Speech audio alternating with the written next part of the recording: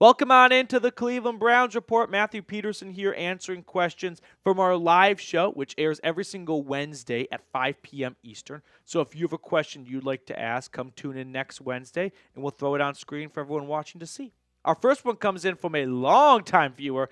It's Time and the Buckeye. Could we get a new head coach in the offseason? Do you guys remember going into the Steelers game, how there was the first Steelers game 3 weeks ago? There was some chatter about hot seat potential for Stefanski. Browns won. All that went away. Well, fast forward, 2 losses later, and no one's expecting them to beat the Chiefs.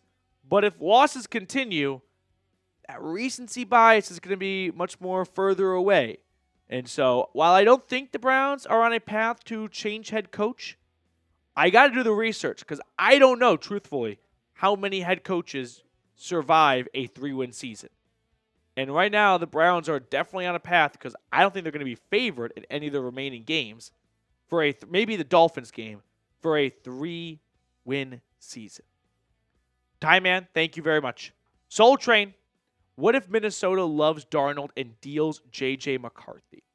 I like what you're thinking here of connecting the dots. I was not super high on J.J. coming out of Michigan, and we really don't have any NFL tape to watch. He played one preseason game before he got injured. But if this were to happen, it wouldn't be 2025. It'd be 2026, right?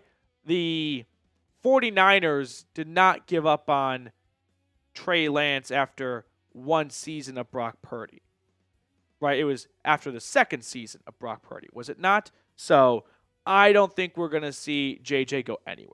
I'd almost say it's a 0% chance. Now, if Darnold plays well in 2025, they bring him back and they put McCarthy on the bench, healthy still, maybe after 2025, they move on from J.J. McCarthy like the Niners did with Trey Lance. But it's not going to be after one season. No, you're 1 year too early on this one. Dallas, next one up on the show. I like Donovan E. I'm going to call him that because I can't pronounce that. From Boston College. He had 80 tackles and 16.5 sacks this year and looks like a guy we could put next to Myles Garrett long-term. Thoughts? Thoughts are, I need to do some research on this guy because he sounds really good, but hand up, I did not watch a ton of Boston College football this year. So Dallas, once we get closer to April, I'll have a much more informed answer for you. But when it comes to adding a pass rusher opposite of Garrett, I don't hate that at all. Edge rusher is a cornerstone position. You are going to pick top 10 this year. You should use a top 10 pick on a cornerstone position, right? Go get an impact player. Even if you don't feel like it's a major need for 2025, I'm not picking for 2025. I'm picking for the next 10 years. That's what top 10 picks are for, the next 10 years. So go get an edge rusher if you love one, even if you don't feel like, imagine the balls on the Browns that took TJ Watt where they took David Njoku in 2017. It would have been crazy at the time after drafting Myles Garrett, but if they loved that player, then it would have been the greatest pass rushing duo in NFL history. So go get your favorite player when you pick top 10. J. Ray, what QB do you see the Browns taking possibly in the 3rd or 4th round? 2 come to mind. Quinn Ewers and Drew Aller. Drew had a very good game in the Big Ten Championship, I thought at least. So he definitely looks like someone that if he enters the draft could catch Kevin Stefanski's attention.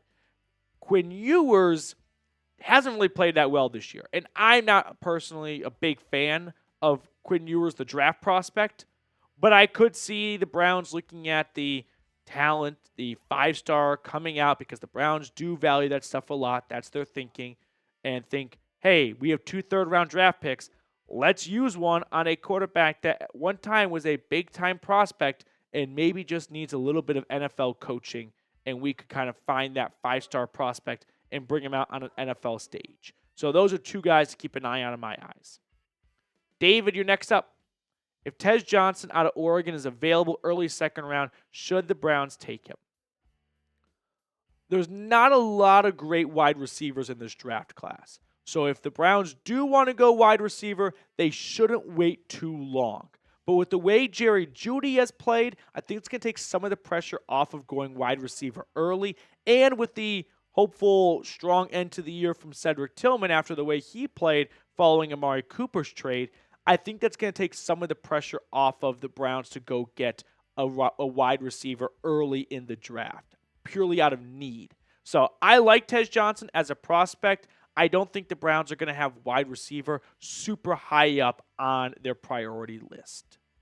We've got more questions to answer on today's mailbag, but first, a quick shout out to our friends over at Game Time. If you want to go catch a Browns game, a Cavs game, Ohio State, Tennessee, or any other sporting event in your local area, visit Game Time today and use the Game Time guarantee, which is if you find tickets in the same section and row for less, Game Time will credit you 110% of the difference.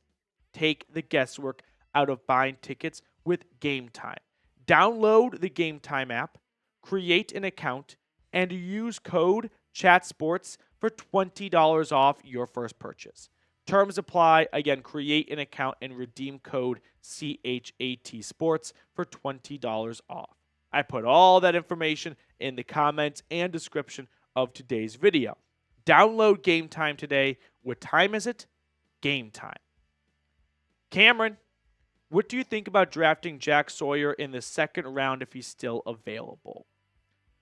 Buckeye fans will love this, of course, and the Browns love their Buckeyes because they have plenty of them on their roster. I mean, Mike Hall last year, Denzel Ward, DeJuan Jones, Ronnie Hickman. I can go on and on, really. I'm not against it at all. I think Jack Sawyer is a very good prospect, and I think adding in a cornerstone piece early in round 2 is always a good idea in my book. So, Cameron, this would not be something I'd have big pushback on.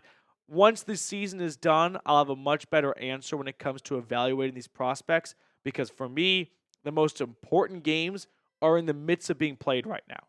The conference championship, rivalry week first, then conference championship, then for guys that are in the CFP, playoff games. Like when it comes to evaluating college players, I look at that stretch, those 4 games right there, as way more impactful than any other 4-week stretch. I know the NFL, that's not the case because all the games are relatively equal, but they're not equal in college football. We all know that. So let me see how the rest of the season plays out. When the lights are the brightest, when they're on the biggest stage, how do they perform? Because when they get to the NFL, every Sunday is going to be the biggest stage. Just chill. Trade down for another second-round pick and get the best available with the first pick. Not against trading down.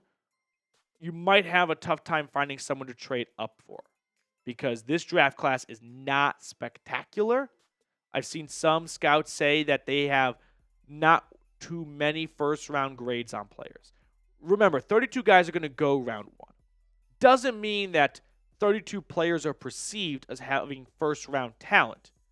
Just means that someone's got to get picked. Realistically, most drafts have about 20 players with first-round grades, right? Meaning, doesn't matter what year it is, they would get taken round 1. This year, there might be closer to 15. And 5 might not seem like a big deal to you, but to GMs it is. And you might not have an easy time finding a team wanting to trade up for a player. Plus, most teams trade up to get quarterbacks, and there's only 2 I think are going to go round 1. Declan, you're next up on the show. I think we should draft Ashton Jeanty. He is probably the best player in the draft because Nick Chubb looks washed.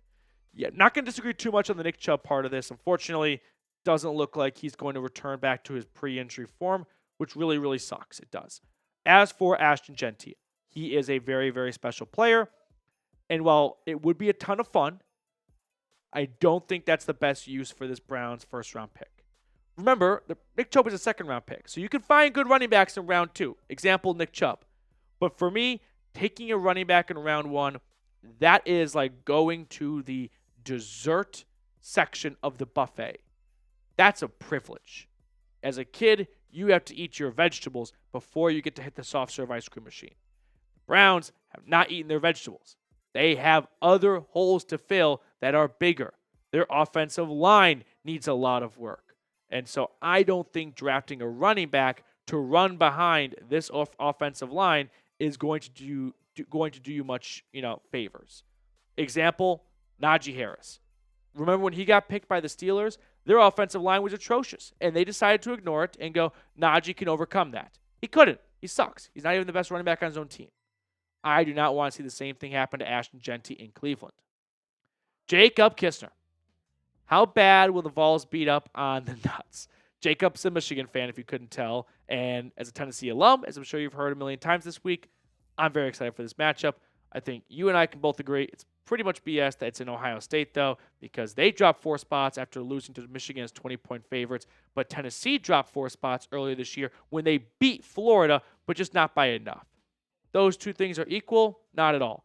But I got Tennessee this week. I do. You can let me know who you got, but if you want some real, college football talk here, Ohio State's offensive line, which I think a lot of you will agree is a problem with the injuries, and that sucks, but that's reality here. And Tennessee's strength is their defensive line. That's usually not the case for the Volunteers, but this year it definitely is. You're going to learn all about James Pierce and everyone else on that defensive line. And so to me, that's going to be a turning point. And we saw what happened in the Michigan game when Ryan Day tries to win in the trenches in a spot that he is outmanned in. They lose. So I would not be surprised if Ryan Day tries to repeat that and all of a sudden finds himself once again outmanned and outgunned and starts to sink as a result. So I've got the Volunteers. Let me know who you got down below to wrap up today's episode.